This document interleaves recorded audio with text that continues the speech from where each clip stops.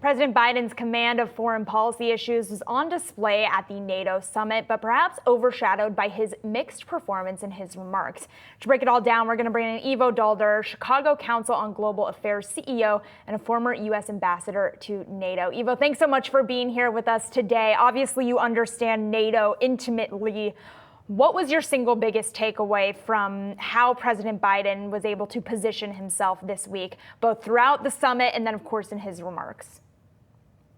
Well, this is clearly a president who knows what NATO is all about, who understands the importance of alliances and who understands how vital NATO is to American security. I think you saw him display his knowledge and grasp of the issues, sometimes not as fluently as some people might wish or want, but definitely fully in command. And I think there's a contrast here. If you compare the president's speech, the one he did to celebrate the 75th anniversary, which opened up the summit on Tuesday, compared to remarks that former President Trump made a few hours later, you see the difference. There is one candidate who, like every president since Harry S. Truman, understands the vital importance of this most successful military alliance, and there's another who admitted that until he became president hadn't really heard of NATO. And that's a contrast that matters, and it's the one, when I was in Washington this whole entire week, it's the one that allies are most focused on. They don't really focus on the age and the issues that have so beset Washington. They focus on who's going to be the leader of NATO. Is it going to be Donald Trump, who doesn't seem to care much about it, or is it going to be somebody like President Biden, who will do the same as every predecessor from Truman through Obama did, believe that NATO is important? Are they confident in President Biden and his ability to serve another 4 years? They don't express that. This is not the kind of issue that foreign leaders make clear. But what they have said, and which is very clear, they want a leader like President Obama who believes in NATO. And clearly the fear that he would lose the election and that Donald Trump would win is a motivating force for them in many, many ways. They're hedging their bets. They're trying to figure out how to deal with Donald Trump. They did it for 4 years, but this, they realize, is going to be a different Donald Trump, unleashed and unmarked. It's interesting. I know you recently wrote about how former President Trump's supporters think about his positioning on NATO. You noted, for example, that only 35% of Trump Republicans do believe that NATO cooperation does make the U.S. safer. What do you think is missing from the current administration's messaging about the importance of NATO that could potentially shift that 35% folks, shift their thinking on that? Yeah, I don't think that's going to be easy to shift their thinking. I think the more important message, and this is an opinion poll that we, the Chicago Council, just released last week, 2/3 of Americans think that NATO is essential to U.S. security.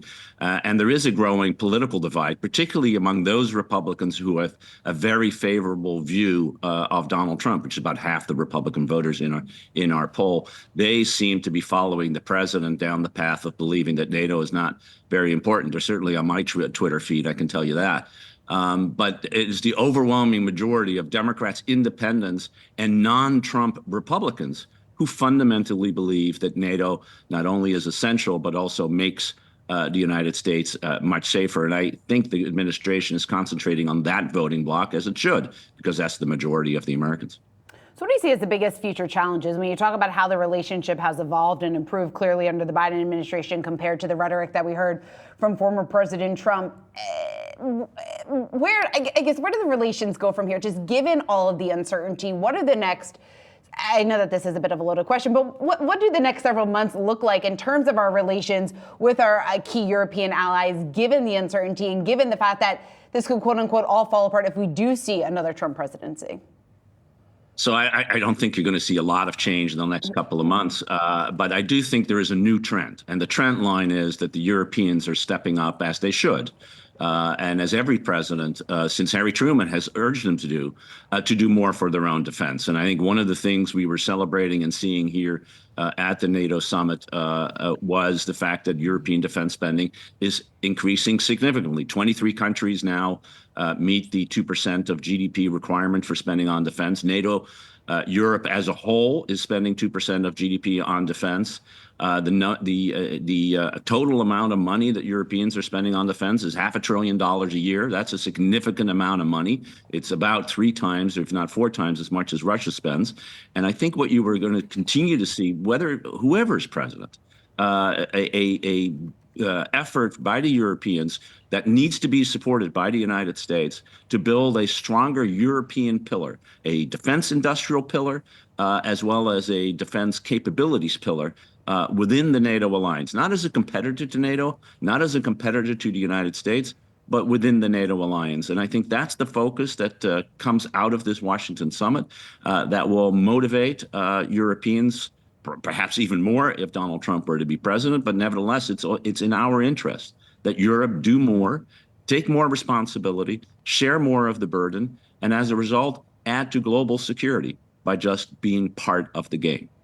I want to end by specifically asking you about Ukraine. We had several global leaders in NATO this week who have either been weakened, like a Macron, being challenged by their own party, like a President Biden. Then, of course, just the broader global shift to far-right policies. To what extent do you see that being a headwind for Ukraine as this war continues?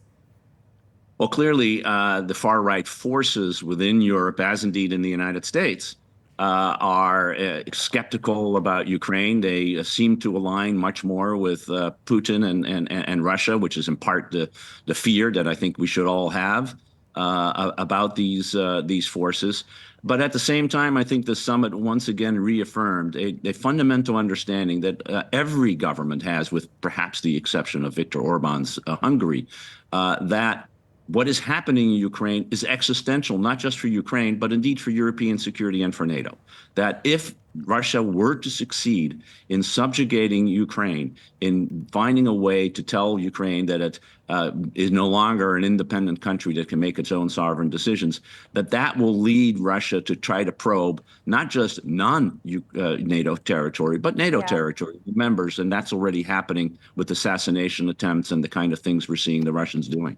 Ivo, really quickly, since you mentioned Orban, he is visiting Trump today, representing Hungary, of course, which is on the border of Ukraine. What does that tell you about what the Ukraine situation could look like under a potential return of Trump to the White House, given that they're meeting today? Well, U.S. military support for Ukraine is absolutely critical.